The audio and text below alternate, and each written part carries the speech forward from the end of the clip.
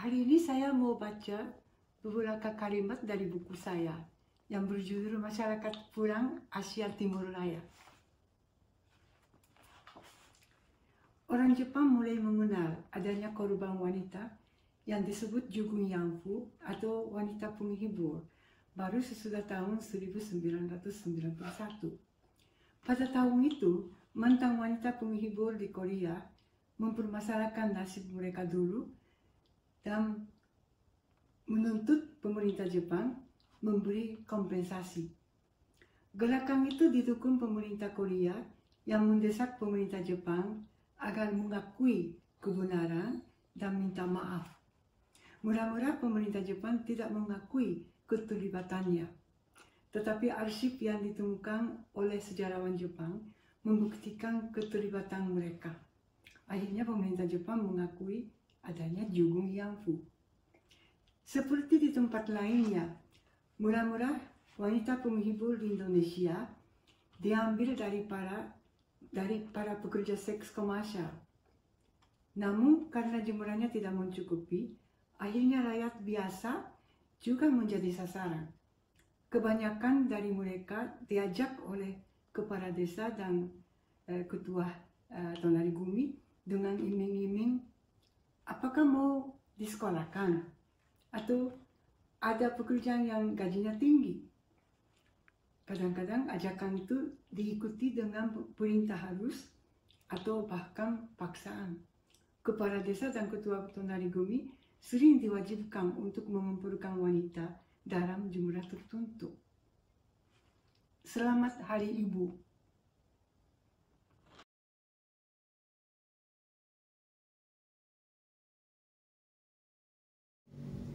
Saya Dewi Anggraini, dosen program studi Jepang Fakultas Ilmu Pengetahuan Budaya Universitas Indonesia.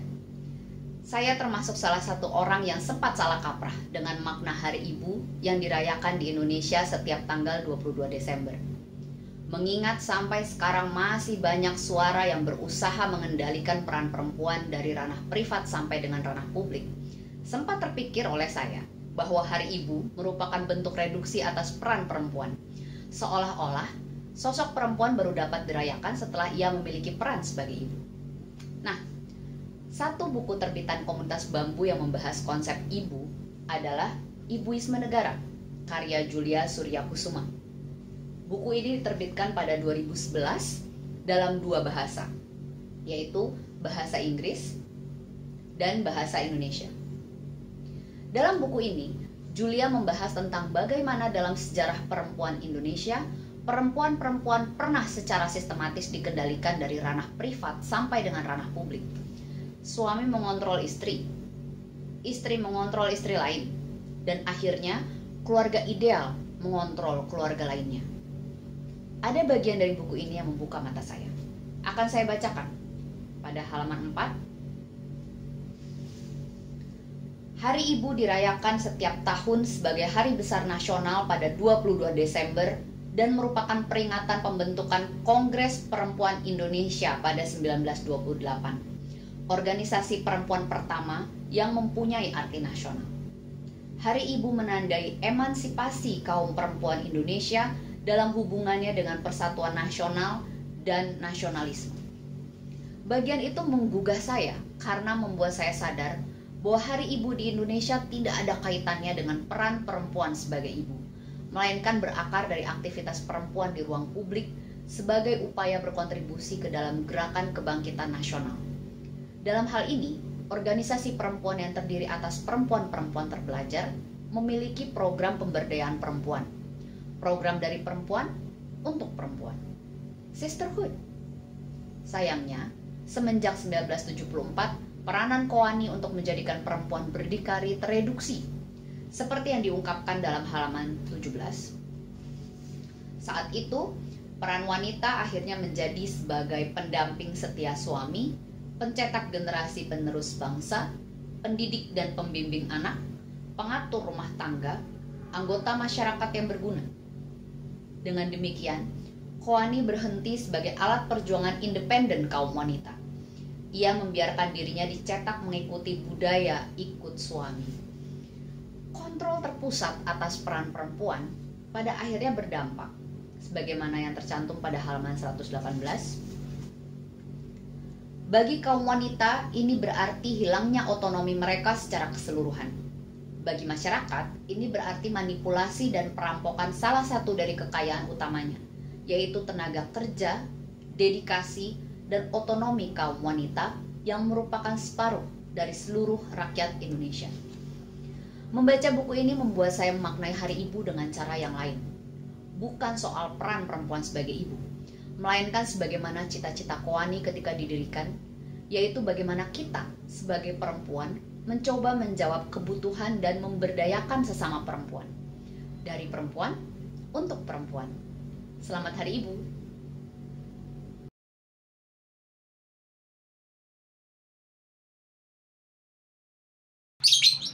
Kakawin Sutasoma, karya Empu Tantular.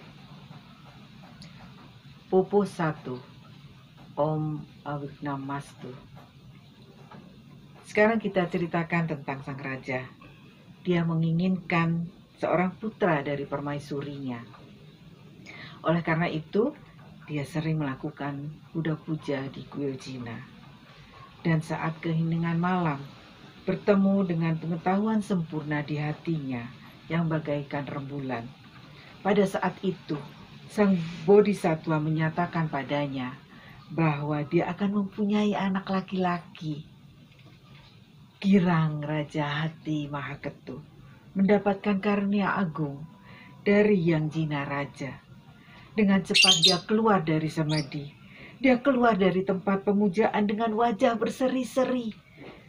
Ketika sampai di tempat kediaman permaisuri, dia bercerita bahwa doanya sudah dikabulkan. Ketertiban dunia akan dipulihkan dan kuasa kegelapan kali akan dihancurkan dengan kelahiran sang singa dari suku Sakya. Waktu berlalu begitu cepat dan sang ratu mulai ngidam. Baginda begitu girang untuk memenuhi semua permintaan istrinya. Puja dan mantra diucapkan untuk keselamatan ratu. Obat-obatan, penawar, dan berbagai persembahan dibuat. Semua pendeta, Buddhis, dan guru-guru beragama bergabung dengan raja dalam semedi. Semua dayang di istana akhirnya mengetahui bahwa permaisuri telah hamil. Saat kandungan ratu mulai membesar, perutnya mulai bergerak-gerak, menandakan bahwa yang ada dalam kandungannya adalah bayi unggul. Bumi bergetar, cahaya terang memancar sampai ke surga. Para dewa di surga mengucapkan hung, hung, mengharapkan kejayaan dari bayi calon Buddha ini. Saya Woromastuti mengucapkan selamat Hari Ibu. Ibu adalah wanita dan pendidik utama. Terima kasih.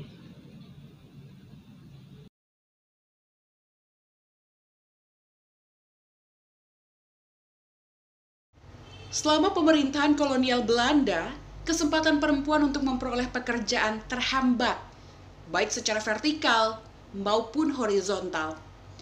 Selama pendudukan Jepang, kurangnya keseimbangan kehidupan sosial dan ekonomi memaksa perempuan menjadi tulang punggung keluarga karena lelaki dimanfaatkan sebagai romusa. Kaum perempuan harus melakukan berbagai pekerjaan yang tidak pernah mereka kerjakan sebelumnya. Akan tetapi, pengalaman itu membuat mereka sadar bahwa mereka sebenarnya dapat melakukan berbagai pekerjaan untuk menyambung hidup keluarga. Setelah Indonesia memperoleh kedaulatannya, kondisi sosial yang berkembang membuat kesempatan bekerja bagi perempuan menjadi besar. Kehidupan yang begitu keras memaksa mereka untuk pandai-pandai memanfaatkan kesempatan tersebut.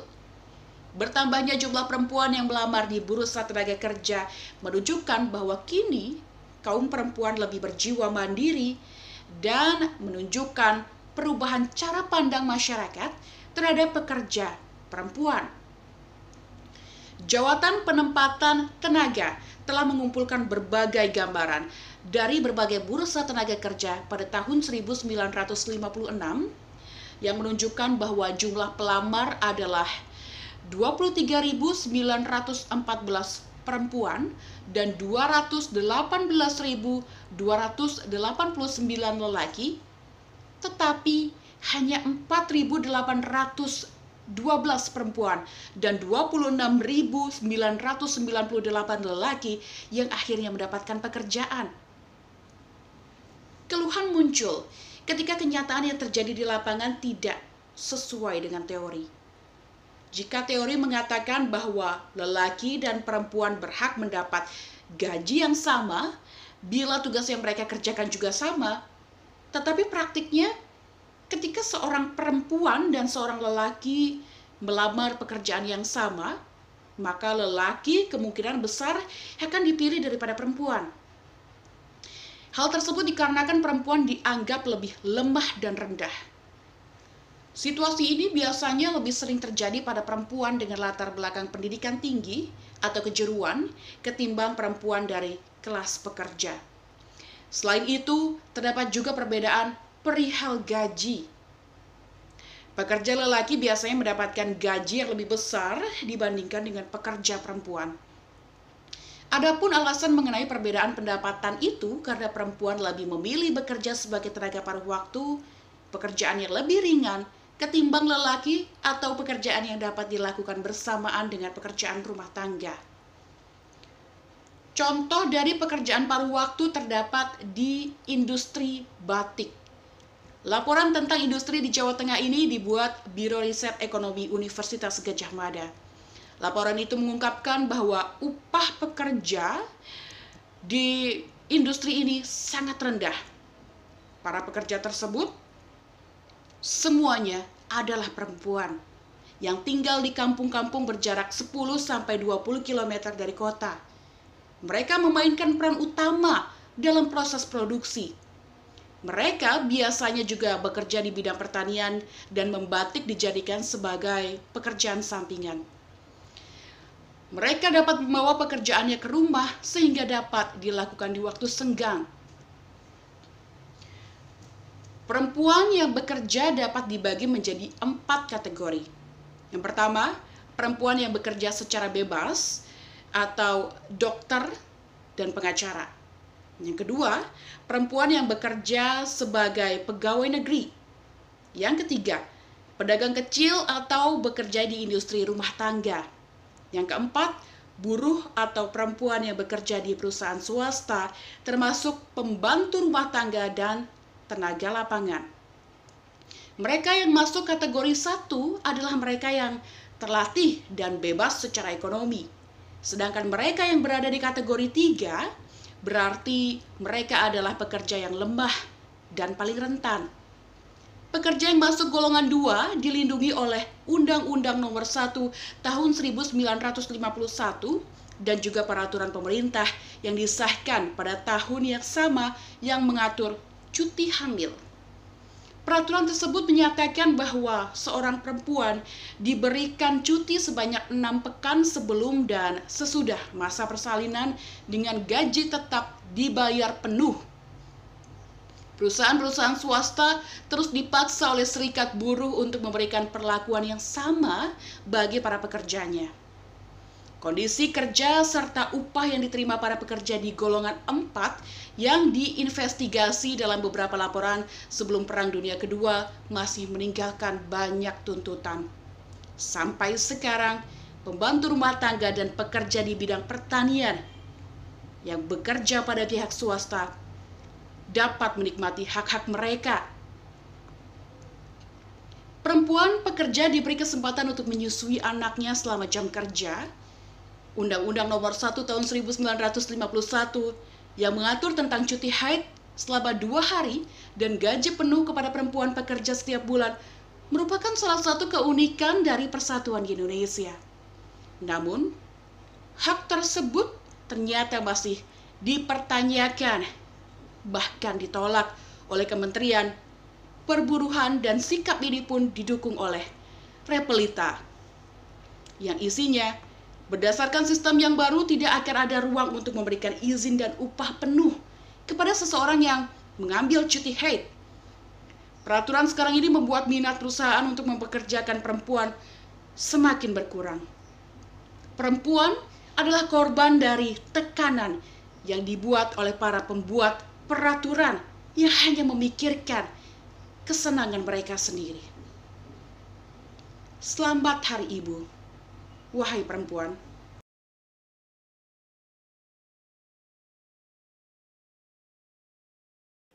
Pada kesempatan memperingati Hari Ibu tahun 2020 ini, saya akan membacakan fragmen dari buku Propaganda dan Genosida di Indonesia yang diterbitkan oleh Cobham pada halaman 117.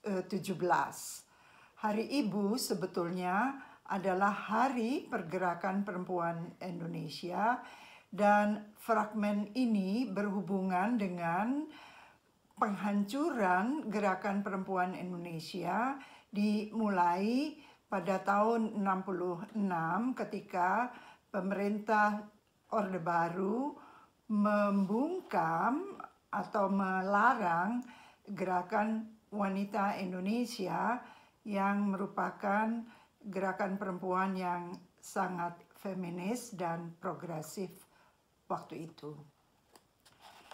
Pada awal tahun 1980-an, Saskia Wiringha melakukan penelitian tentang sejarah Gerwani dan mewawancarai beberapa penyintas yang pada malam itu hadir di lapangan pelatihan.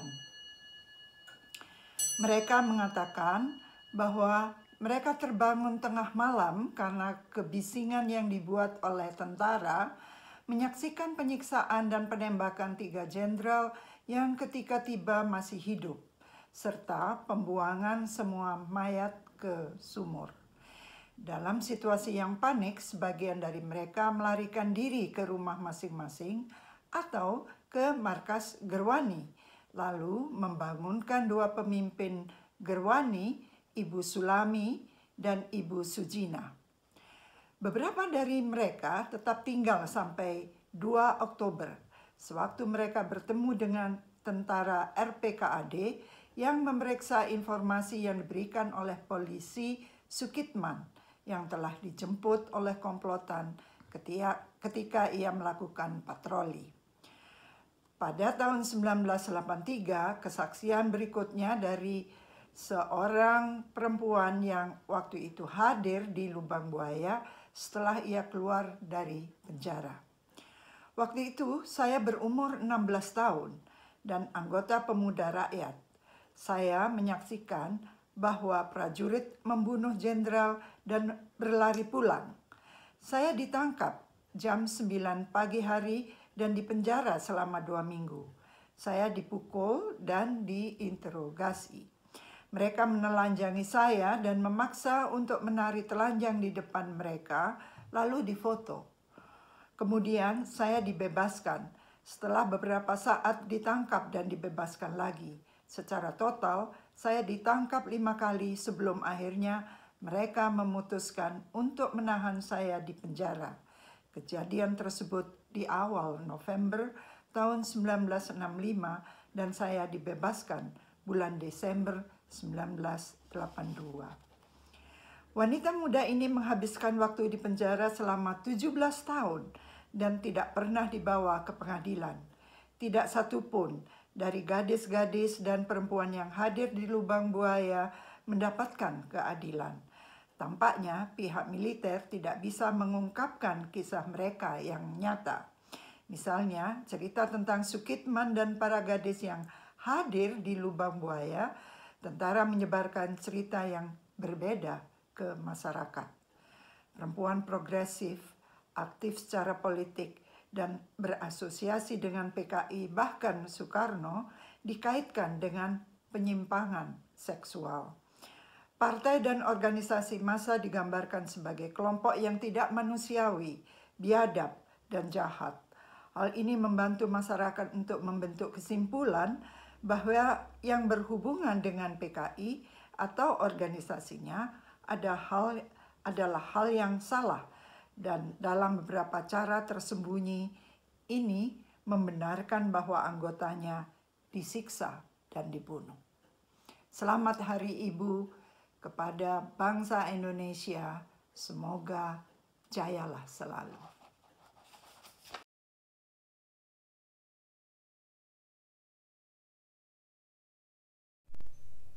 Agama, Seks, dan Kekuasaan oleh Julia Surya Kusuma.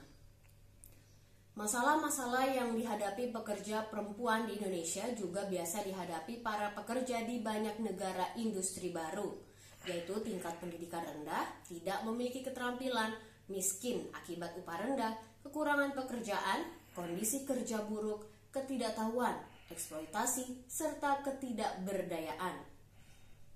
Jumlah pekerja yang demikian banyak memaksa mereka untuk menerima apapun kondisi yang ditimpakan kepada mereka. Menurut Badan Pusat Statistik, sebanyak 19,7 juta orang bergantung pada pekerjaan sebagai buruh rendahan, dengan 2,4 juta pendatang baru dalam angkatan kerja tiap tahunnya. Sumber Tempo 8 Juni tahun 1991. Para pekerja diadu satu sama lain sehingga mereka semakin tak berdaya di bawah kekuasaan kaum industrialis. Sebagaimana ditulis Tempo, satu dipecat, ribuan lainnya akan melamar kerja.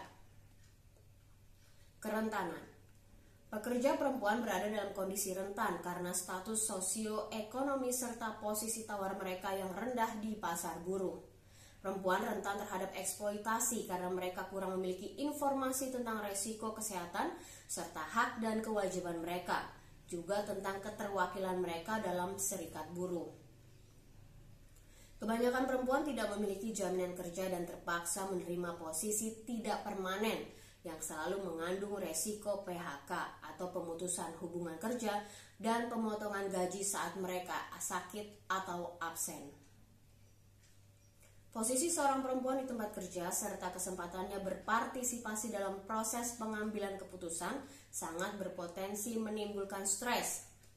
Kebanyakan perempuan menempati tingkat terendah dalam hierarki kerja dan mereka adalah penerima komando dan harus mematuhi komando-komando ini.